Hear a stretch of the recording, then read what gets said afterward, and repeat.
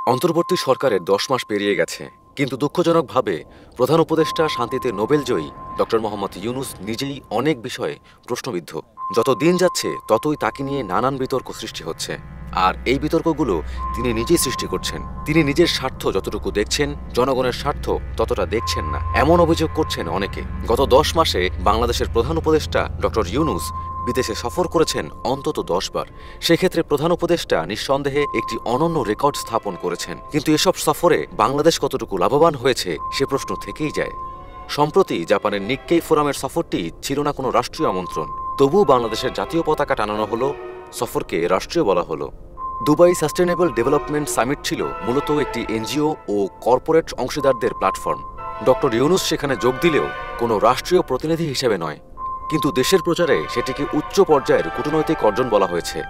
এইসব সফরের পাশাপাশি চলছে বিশাল বহর, প্রচুর খরচ এবং প্রচারের বন্যা। তবে প্রশ্ন রয়েই যায়, এই সফরগুলো দেশের কোন বাস্তব সমস্যার সমাধান করছে? ডক্টর ইউনূস ভিসা সমস্যার সমাধান কি করতে পারলেন? এই সময় সৌদি আরব সহ মধ্যপ্রাচ্যের অনেক দেশে বাংলাদেশিদের জন্য ভিসা বন্ধ হয়ে গেছে।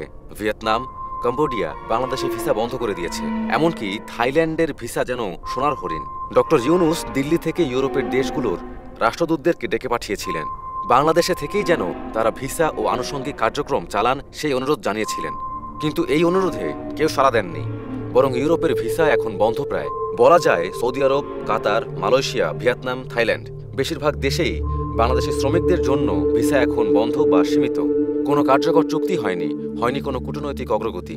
আর শ্রমচুক্তি শুধু একটি বেসরকারি প্রতিষ্ঠান ওয়াতামি গ্রুপের সঙ্গে একটি অনিশ্চিত সমঝোতা, যা থেকে 5 বছরের সর্বোচ্চ 15,000 কর্মী যাওয়ার সম্ভাবনা। কিন্তু সেখানে আছে অসংখ্য কঠিন শর্ত, তবুও সেটাকে প্রচার করা হচ্ছে 1 লক্ষ কর্মীর জাপান যাত্রা বলে। অর্থাৎ বহু দূর আকাশে সামান্য সাদা মেঘ জমেছে। বলা হচ্ছে ওই মেঘ থেকে মুষলধারে বৃষ্টি হয়তো তপ্ত ধরণীকে শীতল করবে। আসলে সব জায়গায় চলছে এক ধরনের ছদ্ম কূটনীতি। সফর ব্যক্তিগত, উদ্দেশ্য ব্যক্তিগত, কিন্তু মোড়ক দেয়া হয়েছে রাষ্ট্রীয় রূপে। ফলাফল কোনো বড় অর্জন নেই কূটনৈতিক মর্যাদার উন্নয়ন। শুধু সাইডলাইনে থাকা, ছবি তোলা ও গণমাধ্যমে নিজেকে তুলে ধরা। এটা রাষ্ট্রীয় প্রতিনিধিত্ব নয়, এটা একক ব্যক্তির গ্লোরিফিকেশন। বিদেশের মঞ্চে তিনি বক্তৃতা দেন, দেশে সেগুলোকে সরাসরি সম্প্রচার করা হয় বাংলাদেশ টেলিভিশনে। এর মধ্যে ঢুকিয়ে দেওয়া হয় কিছু লোক দেখানো বৈঠক, যার বেশিরভাগ ক্ষেত্রেই কোনো বাস্তব ফলাফল দেখা যায় না। অর্থাৎ সবকিছুই নিজের ব্যক্তিগত ব্র্যান্ডিং, কিন্তু খরচ বহন করছে রাষ্ট্র। সবচেয়ে বড় কথা, এই সফরগুলোতে তিনি একা যান না, তার সঙ্গে যান বিশাল বহর, আত্মীয়, সহকর্মী ও ঘনিষ্ঠ ব্যক্তিরা। প্রশ্ন হলো, এই খরচের হিসাব কে দেয়? একজন অনির্বাচিত সরকার প্রধানের প্রায় সকল রাষ্ট্রীয় সফর যদি হয় ব্যক্তিগত প্রচারণা, তাহলে 18 কোটি জনগণের সঙ্গে সেটা কি প্রতারণা নয়?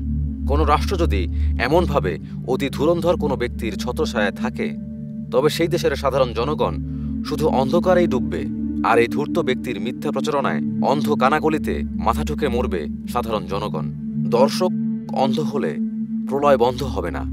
চোখ খুলে দেখুন চারদিকে কি হচ্ছে। এটা আপনার আমার দেশ, এদেশকে রক্ষার দায়িত্ব আমাদের।